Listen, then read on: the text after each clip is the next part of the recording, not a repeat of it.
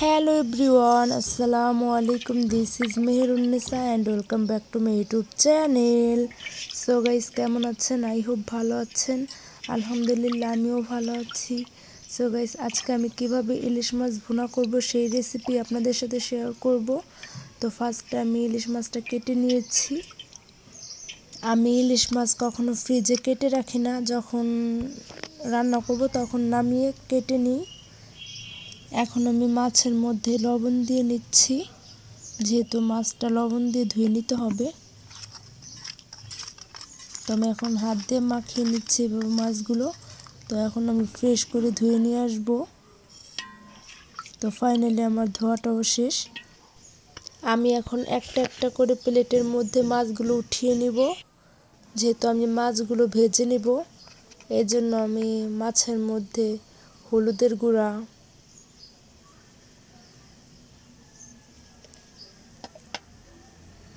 লবণ এগুলো পরিমাণ মতো দিয়ে মাখিয়ে নিব।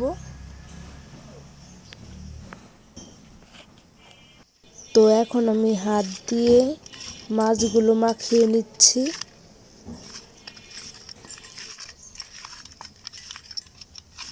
হলুদের গুঁড়ো আর লবণটা যাতে মাছের সাথে ভালো করে মিশে যায়, এজন্য একটা একটা করে এভাবে আমি হাত দিয়ে মাখিয়ে নিচ্ছি।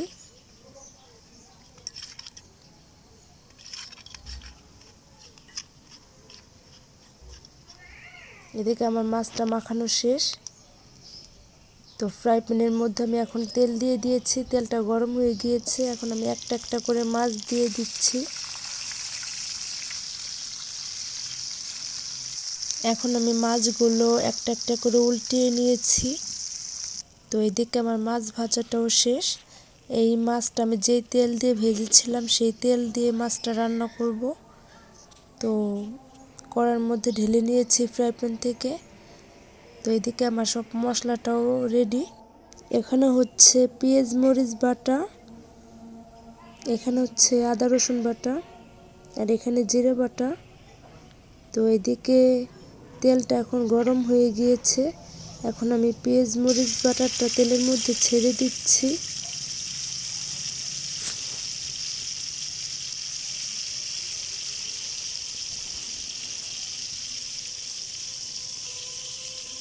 তো এখন আমি পরিমাণ মতো লবণও দিয়ে দিচ্ছি। আমি এখন পেঁয়াজ মরিচটা 2 মিনিটের মতো ভেজে নিব।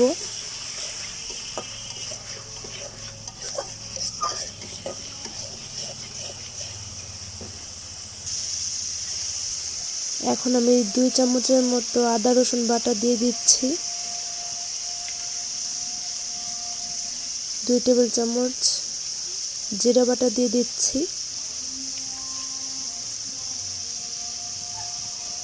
তো এখন আমি সব মশলাগুলো এভাবে নেড়ে চেড়ে নেব।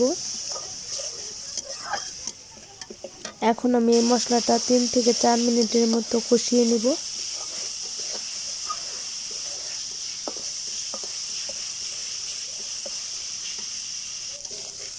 তো এদিকে আমার মশলাটা কষানো প্রায় শেষ। এখন আমি পরিমাণ মতো পানি দিয়ে নিব।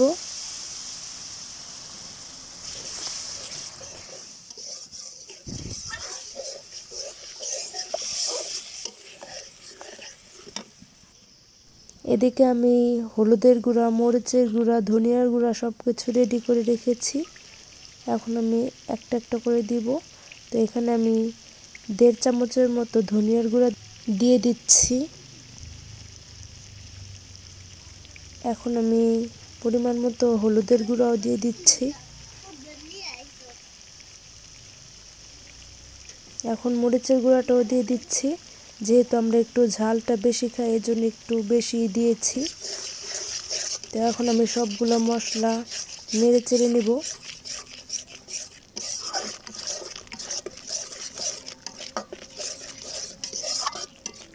তো আমি এখন এই মশলাটাও 3 থেকে 4 মিনিট কষিয়ে নিব।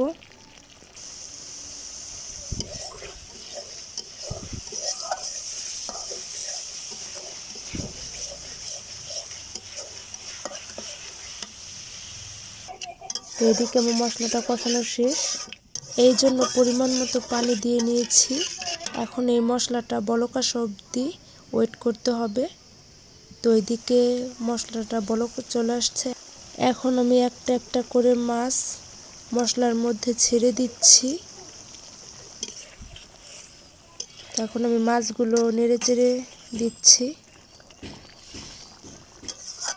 মাছগুলো আমি একটু কষিয়ে নিব 5 মিনিটের মতো।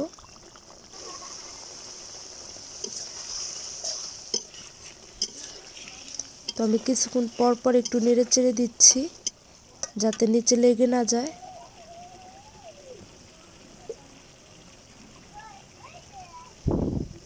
তো এদিকে মাছটা কষানো শেষ। এখন আমি পরিমাণ মতো পানি দিয়ে নিচ্ছি। তো এদিকে আমার যতটুকু পানি দেওয়ার দরকার ততটুকু দিয়ে নিয়েছি।